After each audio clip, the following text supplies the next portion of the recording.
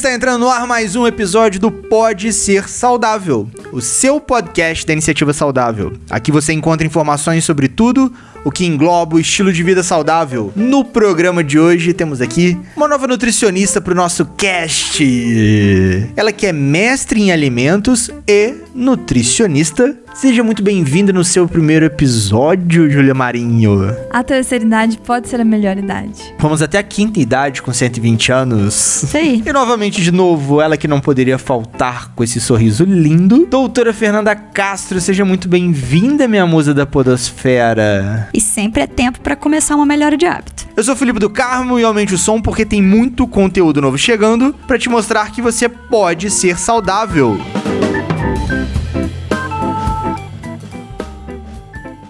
Então vamos lá. A gente sempre vem falando de hábitos saudáveis, prevenção, e agora a gente chegou num ponto bem especial dos nossos episódios, que a gente vai abordar aqui a terceira idade. A gente já sabe que muitos dos nossos ouvintes já estão caminhando para a terceira idade ou já estão na terceira idade, mas como andam os seus hábitos? Como andam os seus hábitos saudáveis, senhores ouvintes? E nesse papo de hoje aqui a gente vai trocar uma ideia sobre hábitos saudáveis, prevenção de maus hábitos. Vamos prevenir esses maus hábitos que a gente acaba adquirindo, aquele viciozinho daqui, aquela dieta mirabolante ali. Aí a Júlia vai dar uma puxada de orelha em quem merece e elogiar também quem merece.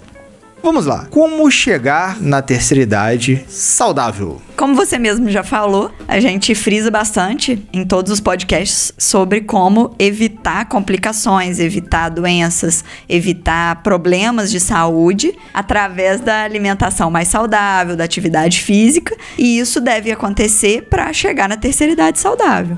A pessoa tem que estar habituada a fazer alguma atividade física, habituada a se alimentar de uma forma natural. Só que na hora que a gente pensa em terceira idade, a gente não pode pensar em fim da vida, né? Vou chegar na terceira idade, já tô indo pro final da vida, não preciso mais ter hábitos saudáveis. Só que, pelo contrário, né? Aí que a pessoa tem que começar a se cuidar mesmo, porque se ela conseguir manter os hábitos saudáveis, ou pelo menos começar a tê-los, ela pode evitar muitos problemas de saúde, como diabetes, que na maioria das vezes aumenta muito o risco com o passar da idade. E tem como ela criar hábitos saudáveis mesmo já estando na terceira idade? Claro, é só começar a perceber como que ela pode praticar uma atividade física, como que ela pode melhorar a alimentação, em quais aspectos que ela consegue melhorar. Se já tiver algum problema, por exemplo, articular, ela pode começar a fazer uma fisioterapia, fazer um fortalecimento muscular da coxa, por exemplo, se o problema for no joelho, e aí fortalece a musculatura da coxa, da perna,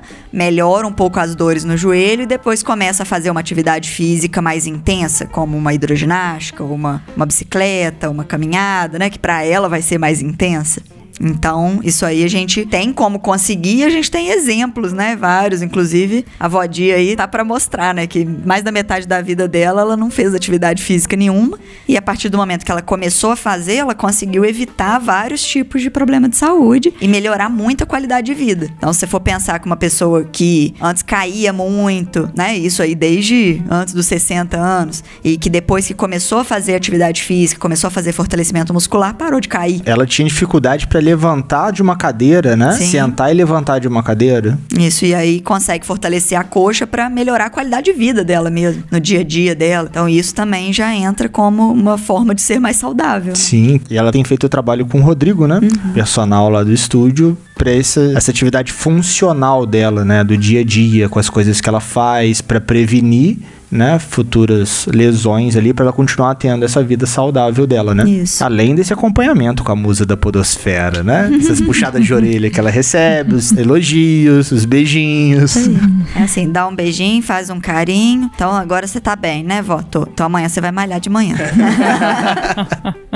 É assim mesmo. Ela contou, mano, pra mim, eu sei. Beijo, dona Di, beijos. E na parte alimentar, como que as pessoas podem chegar ou caminhar para a terceira idade, né? Quais seriam as atenções que ela deveria ter para ter essa terceira idade saudável? Não foge muito das recomendações que a gente faria para pacientes em geral, né? Então, inclui frutas, verduras, legumes na alimentação, né? Fibras, ou seja, preferir os grãos integrais. Fruta à vontade? Esse é um assunto polêmico. Vamos polemizar. Vamos desmistificar os mitos e as crenças populares. Eu sou a favor da fruta à vontade. Eu sou uma defensora da fruta à vontade. Eu acho que, dentre as dietas da moda, uma das mais absurdas é querer tirar a fruta, porque por 1000 motivos, né? Eu sou uma grande defensora das frutas. Eu acho que são ótimos lanches. Claro que a gente tem algumas situações em que a gente pode preferir adicionar castanhas ou uma aveia, alguma coisa para diminuir o índice glicêmico em algumas situações específicas. Um iogurte. Nossa, tem muitas opções, Mas né? eu acho que quando a gente fala em fruta à vontade, a pessoa se imagina lá sentado com a bacia de mexerica, chupando todas, que tem direito, né? Então, assim, Sentado até pé de esse à jabuticaba vontade, ali. comer a árvore inteira, né? Então, assim, até esse à vontade também, né? Assim, tem um limite, não é? Com certeza, o limite A da alimentação e tudo. Mas a gente fala de 3 a 5 porções por dia, eu acho que tranquilamente. Aliás, eu indico que se coma muitas frutas ao dia. Eu acho que é uma forma, às vezes, de matar a vontade de comer um docinho, né? Boa! Mas nem sempre a gente consegue substituir. Porque assim, obviamente, né? Se eu tô com muita vontade de comer um bombom, né? Eu vou mandar o paciente comer uma mexerica, ele vai tacar a mexerica na minha cabeça, né? É igualzinho. O que você tá falando, né? Mas assim, é uma boa opção, né? Pra hora do lanche, pra que a gente quer uma coisa mais doce, que a gente quer refrescar. Eu acho que fruta à vontade, mas com vontade. Boa. Né? A gente não pode falar pro paciente, pode comer 10 bananas. Poxa! E não é só banana que é fruta, né? Porque às vezes o paciente fala, eu como 5 frutas ao dia. Que fruta? Banana. Mas qual? A Banana? fruta pode ser à vontade, mas uma de cada. Uma porção de cada só.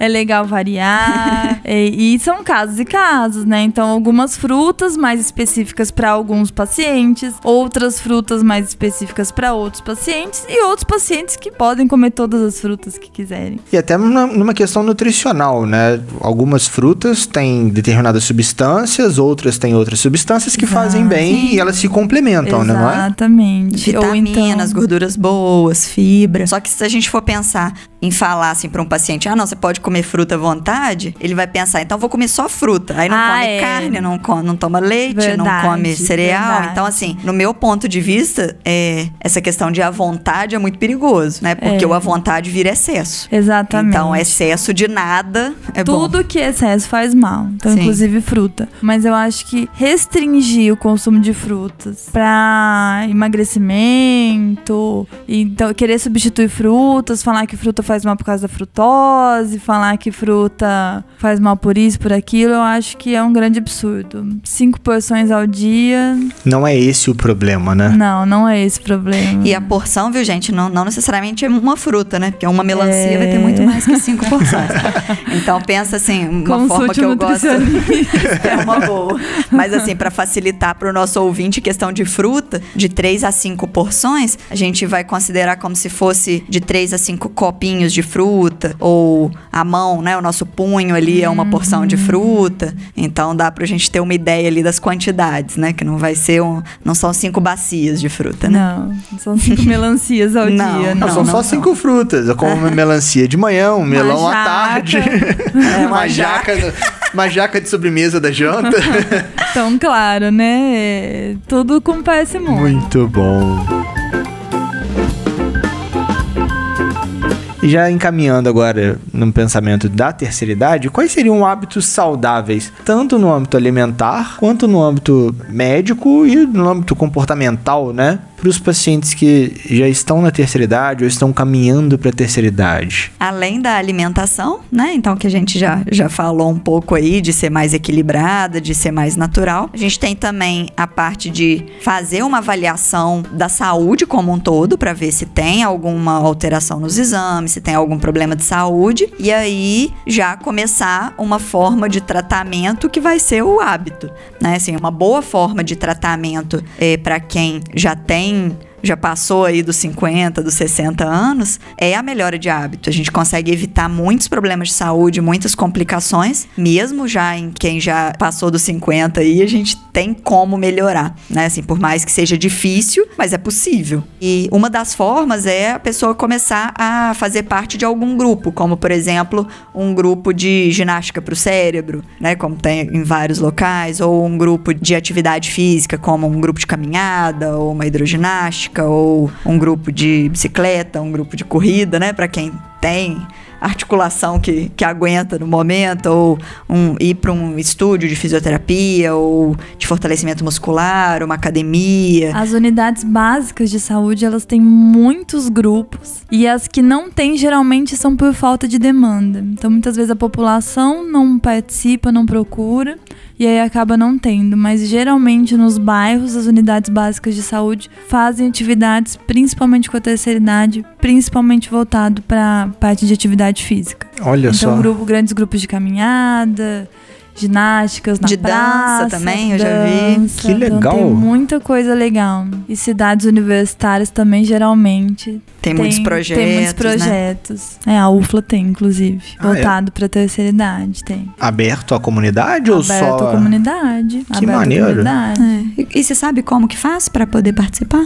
Não sei. As inscrições eu não sei como são feitas, mas provavelmente em qualquer lugar da faculdade você pode se informar. Você falou que é no Sindufla, então às vezes no próprio Sindufla eles devem saber. No próprio Sindufla, ou então na PROEC, né, de extensão, a Pró-Reitoria de Extensão. Provavelmente lá eles podem ter alguma informação também. Mas as cidades universitárias, em geral, né, as universidades públicas sempre têm projetos voltados à terceira idade. A gente sabe que numa pessoa mais nova é difícil ter uma mudança de hábito. Uma pessoa na terceira idade, acredito que também seja difícil, talvez até mais difícil ter essa mudança de hábito. É difícil, mas isso não quer dizer que é impossível, né? Eu acho que precisa ter a força de vontade, claro, da pessoa, mas mudanças de hábitos incomodam, mas sempre são possíveis. Vão ser desafios para a pessoa, né? Mas se você conseguir motivar, se você conseguir dar exemplo, né? Então, assim, as pessoas mais novas que estão escutando esse podcast podem dar o exemplo para as pessoas que são mais velhas, né? Tipo, ó, dá para fazer isso, tem aquilo, vamos lá olhar como é que participa. Então, assim, acho que dá pra gente conseguir estimular essas pessoas a mudarem os hábitos. Não é assim, comia só angu com couve e vou ter que parar de comer isso. Não é isso que a gente tá falando, né? A gente tá falando de mudar hábitos no sentido de diminuir um pouquinho o angu, aumentar um pouquinho a couve e colocar um feijão ou uma carne ali junto. Né? Então, assim, não são mudanças tão drásticas que vão mudar a personalidade da pessoa. Pequenas mudanças já podem gerar grandes resultados, né? Então, cabe, às vezes, o acompanhamento de um profissional que possa direcionar essa mudança. Ou também a família, pessoas que convivem junto. A mudança, né, em grupo geralmente é mais fácil. Então, a gente muda a rotina como um todo. Isso facilita um pouco as mudanças, em geral, né? A pessoa se sente pertencente a um grupo? Se sente né? Tipo, olha, não estou mudando sozinho, tem outras pessoas também tentando mudar. Isso geralmente facilita a mudança de hábito, né? Então, em geral, quando a gente vai mudar os hábitos dentro de uma família ou de um grupo, geralmente é mais fácil quando a gente tem uma mudança de todos, mas também não é desculpa, né, caso alguém não queira mudar, para você não mudar também. Né? Não é uma desculpa, mas é mais fácil. Eu gosto de usar a expressão melhora do hábito de vida, né? Aproveito mesmo MEV, né? Que a gente costuma colocar. Mas porque mudança acaba gerando uma sensação de que vai virar ao contrário, né? Uma coisa assim. E aí melhora de hábito de vida vai ser assim, pegar o que você já faz de bom e melhorar, né? Assim, então não vai ser uma coisa tão difícil quanto quando você fala mudança. E eu gosto de fazer com os meus pacientes alguns combinados para estimular uma mudança inicial. Não precisa mudar tudo de uma vez. Então, se eu tenho um hábito, né, se eu tenho um estilo de vida não condizente com o estilo de vida saudável e eu quero mudar, eu não preciso mudar tudo de uma vez. Isso é muito mais difícil. Então, mudando aos poucos, uma coisa de cada vez, isso vai facilitar que isso realmente se torne um hábito a longo prazo. É quase entrar na praia ou na piscina, né? Você vai entrando devagarzinho ali, porque a água tá gelada, aí você já começa, coisa, faço tudo certinho, no primeiro deslize, eu desisto e volto tudo pro começo. Então, quando a gente faz em etapas, é sempre mais fácil. Desiste. Isso vale pros idosos também, que já têm hábitos muito mais formados. Construindo um hábito, né? Construindo uma... muito mais enraizados, né? Exatamente. Eu tenho um exemplo aqui em casa, né? Que eu já falei que é minha avó, que a gente conseguiu ir mudando aos pouquinhos, né? Por exemplo, antes ela colocava açúcar no café. Aí foi diminuindo o açúcar do café. Depois a gente sugeriu ela experimentar o adoçante. Aí, alguns dias ela toma com adoçante, alguns dias ela põe um pouquinho só de açúcar. Então, assim, ela vai variando. Aí, agora ela começou a ferver a água do café com canela, que aí pelo menos dá um gostinho diferente, não precisa ficar colocando açúcar nem adoçante. Então, assim, vai melhorando os hábitos e dando umas ideias pra ir modificando. Outra coisa, aos poucos. Outra coisa gosta muito de comer sei lá, algum alimento assim mais gorduroso e tal. Então, assim, não é proibido ela comer isso. Ela só vai parar de comer toda semana e passar a comer uma vez no mês. E o hábito é uma coisa engraçada, porque é muito difícil a gente saber o que é rotina e o que não é. Porque às vezes a gente fala do hábito, então fala assim, eu não tenho, não faz parte da minha rotina comer a carne gordurosa. Não? Quanto você come? Uma vez a cada 2 dias. Será que isso não é um hábito? Então, às vezes é um hábito. Então, é difícil, é tênue a linha do que é rotina, do que é um hábito, do que não é.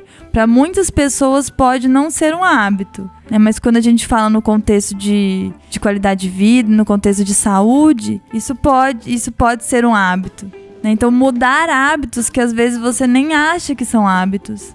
E isso também precisa ser acompanhado por profissionais de saúde. Então, às vezes a gente quer tornar algo um hábito.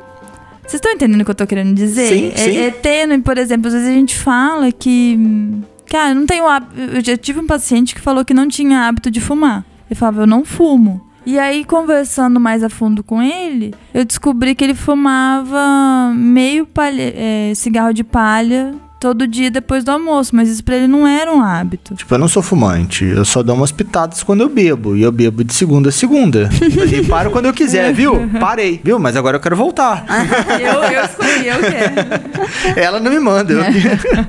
Então tem isso também, que é saber o que são hábitos, mas uma dica que eu dou pro ouvinte quer mudar hábitos, mude um de cada vez, né? Isso vai facilitar com que você tenha mudanças. Claro, está disposto a fazer mais de uma mudança por vez? Ótimo, melhor ainda. Mas foque em ter a certeza que pelo menos uma delas vai virar um hábito, você vai conseguir essa melhora da qualidade de vida. E tem um ponto nessa questão de mudança de hábito que a gente já vira e mexe escuta nos podcasts, que a gente escuta em off, que transforma aquilo que é difícil em fácil e o que é fácil em difícil. Fácil que não é bom, né? Em difícil. Então, poxa, uma pessoa vira e fala assim, não, mas eu gosto muito de comer biscoito e tal.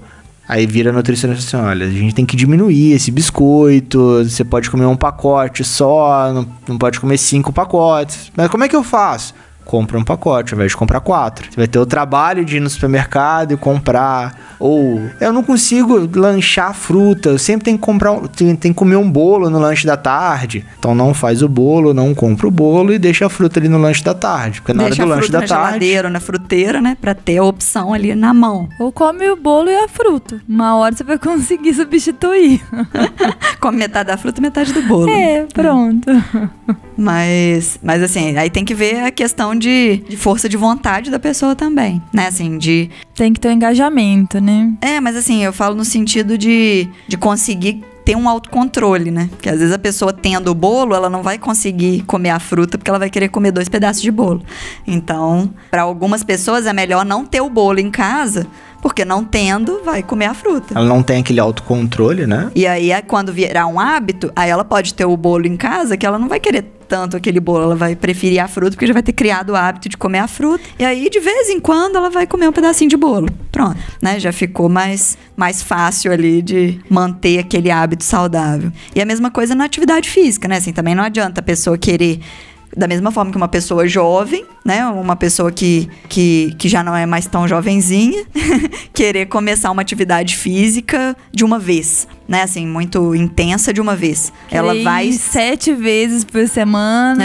Não adianta. 2 horas de atividade física ao dia, fazendo algo que não dá prazer, que não gosta. Isso não vai virar um hábito, você não consegue levar isso pro resto da vida. Então, se começar aos poucos e for progredindo, vai ficar muito mais fácil. Se começar um fortalecimento muscular primeiro, vai evitar lesão. Então, assim, a gente tem que ter essas orientações, né, pelos profissionais de saúde para poder conseguir ter um envelhecimento saudável. E as atividades físicas na terceira idade, elas trazem benefícios também. Então, a gente não pode pensar que atividade física seria uma coisa só na prevenção, ou só uma coisa para ser feita, ou aí já passei da época, já passei da idade, agora não adianta mais. Se é coisa de jovem. Sempre adianta, sempre é tempo, né? Então, não tem condições, né? Às vezes tem dificuldade para andar, não tem condições de fazer uma caminhada, ou sair de casa para fazer uma atividade física. Procurar acompanhamento profissional, fisioterapia pode auxiliar na terceira idade, pilates, própria musculação também. Quando bem orientada, exatamente. Né? E não precisa ser musculação também em academia, no popular, né? No jargão de marombeiro. Você pode procurar um estúdio, você pode procurar trabalhos mais voltados para sua idade, para o seu perfil. Exatamente, que tenham maior atenção para sua demanda, né?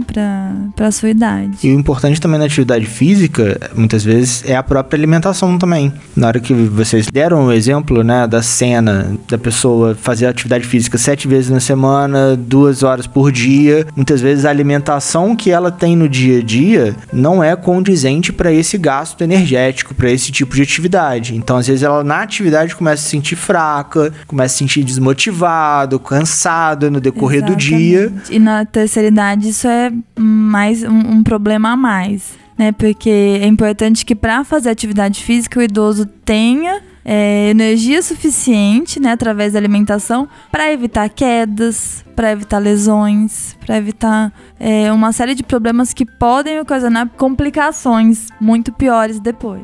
E até, a pessoa tá fazendo atividade física, às vezes extenuante para aquele perfil, com uma alimentação não bacana para aquele perfil, ele começa catabolizando e pode gerar outros tipos de complicações.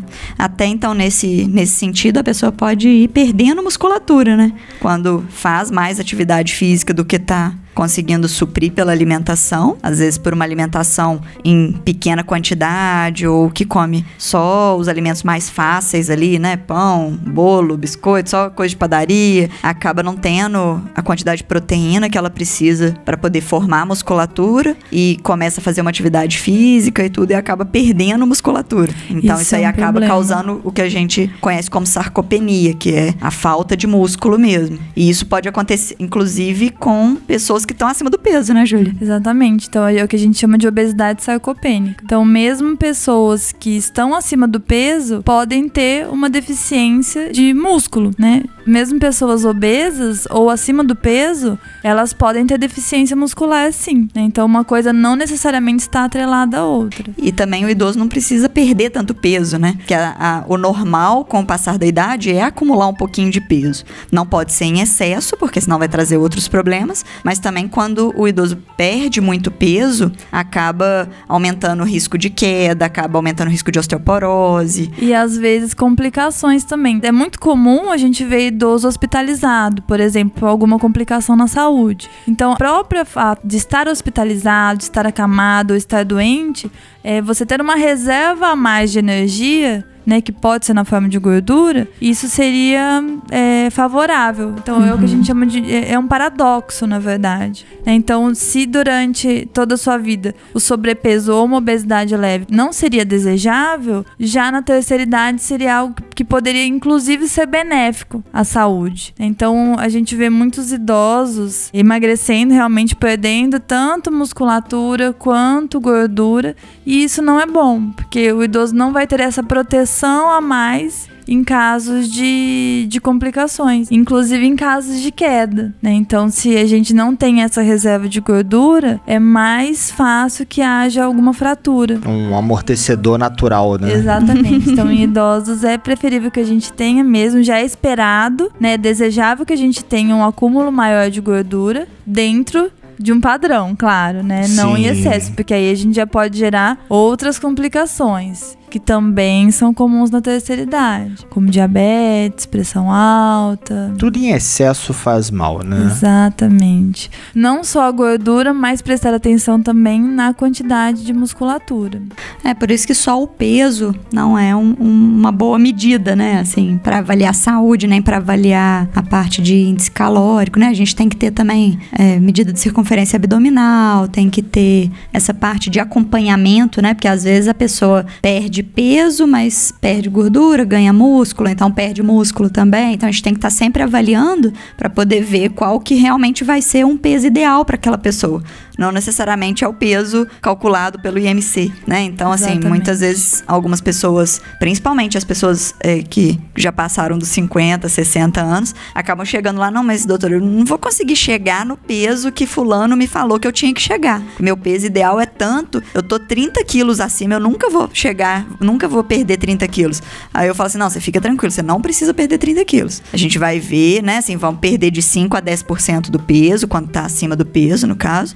E aí a gente vai reavaliar para ver o quanto que a sua estrutura, né, precisa ainda de peso, de manter o peso ou de perder o peso para conseguir melhorar a sua saúde, para melhorar não só exames, né, mas para melhorar a qualidade de vida. Então, um pouquinho que a pessoa perde quando tá muito acima do peso já ajuda muito. 5% de perda de peso sustentada já é comprovado que traz benefícios a longo prazo. E aí é o que a gente fala, perda de peso sustentada. Evitar o emagrecimento e reganho de peso, o famoso efeito sanfona, né? Isso pode ser muito prejudicial e, inclusive, é pior para a saúde, né? O efeito sanfona é pior para a saúde do que a manutenção de um peso não tão saudável. E isso acontece também na glicemia do paciente. Então, quem tem diabetes, se a variação da glicose ficar muito grande, então um dia a pessoa tem hipoglicemia, no outro ela tem hiperglicemia, né? Um dia a glicose está abaixo de 70, no outro está acima de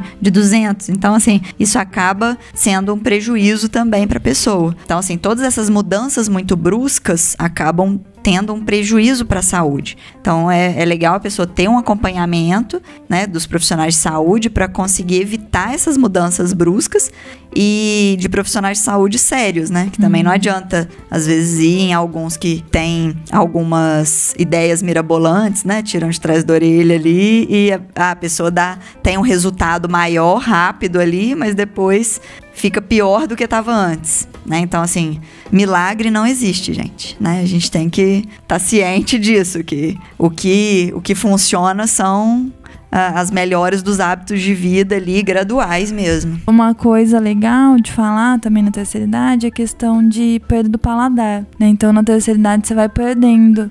Então, os alimentos não são tão saborosos como antes. Então, por isso que há excesso de sal e excesso de açúcar. E uma coisa que a gente pode fazer é ofertar uma maior quantidade de alimentos com fontes de zinco, que o zinco melhora o paladar do paciente, aí a gente evita, é claro, né, não é uma fórmula mágica, vou tomar zinco, ou só vou comer ostras, né, porque tem zinco. E através da alimentação é muito melhor essa suplementação, né, porque a gente pode lembrar que alguns idosos precisam ter uma suplementação vitamínica ou mineral, mas o ideal seria que isso fosse através da alimentação, porque quando a gente suplementa com comprimido, com vitamina e tudo, a gente acaba podendo piorar algumas outras coisas. Então, por exemplo, o zinco compete com cobre, e aí a gente fala, não, vou aumentar o zinco, mas aí você vai piorar em outro lado, né? Pode causar uma anemia. Então, também tem que ter esse balanço aí. E através da alimentação, o corpo só vai absorver o tanto que precisa e vai jogar fora o resto. E a biodisponibilidade dos nutrientes em alimentos é sempre muito maior do que suplementado, né? A natureza é sábia. Então, quando a gente come o alimento, a gente consegue absorver e metabolizar muito melhor os nutrientes do que se a gente tomar em cápsula. Só que tem que comer os alimentos variados, né? Também não adianta que ficar comendo só pão, achando que vai ter vitamina, né? Exatamente. As frutinhas aí. As frutinhas. Verduras, os legumes, né? E estamos chegando ao final de mais um episódio do Pode Ser Saudável. Mais um episódio especial nesse mês de Novembro Azul, né? Pra gente conscientizar a população do diabetes e dos perigos que o diabetes pode te causar. No programa de hoje, trocamos essa ideia saudável aqui, esse papo saudável, com a nutricionista Júlia Marinho e a doutora Fernanda Castro. E tradicionalmente chegamos à parte da sua mensagem, das suas considerações finais. O que você deixaria de mensagem para os nossos ouvintes, Júlia? Então a mudança de hábito, ela tem que ser gradativa, tem que ter força de vontade, mas nunca é tarde para começar os hábitos saudáveis. Muito bom! Qual seria a sua mensagem final, minha musa da podosfera? Então, principal aí que nunca é tarde para começar. Mesmo que você já esteja aí com mais de 50, 60 anos, você ainda pode ser saudável. Eu ainda tenho tempo, amor? Tem, lógico, né? Você tem só 57. Sempre há tempo. Um corpinho só de 57. Galera, pânceps aqui, tem que marcar uma consulta com a Júlia.